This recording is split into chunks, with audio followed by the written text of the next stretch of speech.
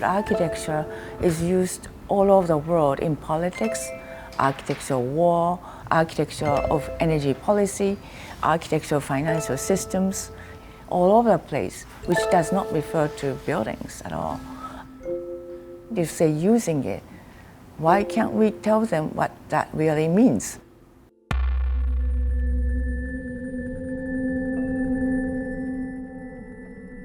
Our job is how to break the silos and how to bring together commonalities, how to find a space to encounter and collaborate, and what kind of catalyst that architecture can become.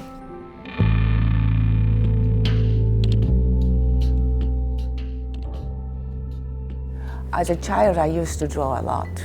And not only did I draw objects, but I was drawing diagrams, I was drawing formulas and even numbers. I think the essential aspect of drawing and immediate relationship with human being drawing survived everything.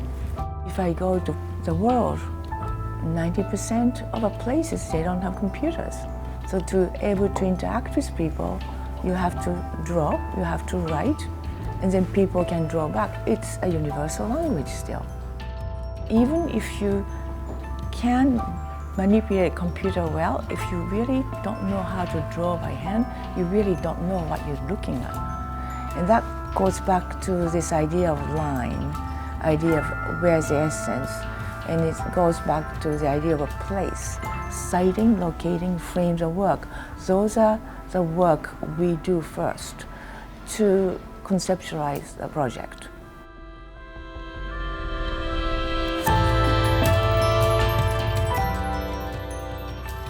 Architecture is a product of a dialogue.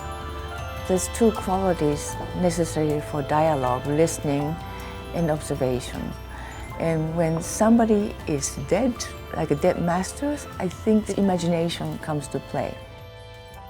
I have a strategy of contrast, in which if the master has done one way, I will come up with another way. So the dialogue continues as exercise of contrast and sometimes contradictions. In a way, I make up my own fictional narrative. History is really a fiction based upon facts, and it's interpreted all the time. It's never been a truth.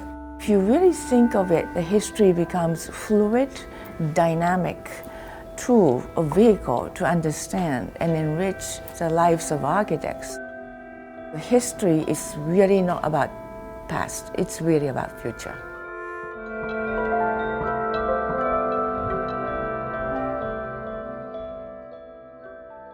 I've always loved to quote Native Americans, Iroquois. They said, every single decision you make, you should think of 7 generations ahead. This is the best sustainability principle I know. Functionally, in terms of programming, there's 2 things I do: multitasking and loose fit. How multitasking can this structure survive? How flexible can it be? Architecture, it's a very interesting system of check and balance, because you hardly see a building collapse, rarely. You've seen financial systems collapsing all the time, political systems are breaking down. And somehow architectural way of systematic working is much more robust. The biggest thing about what we do as an architect is improve the quality of humankind. Bottom line, that's it. And how we do it doesn't have to be buildings.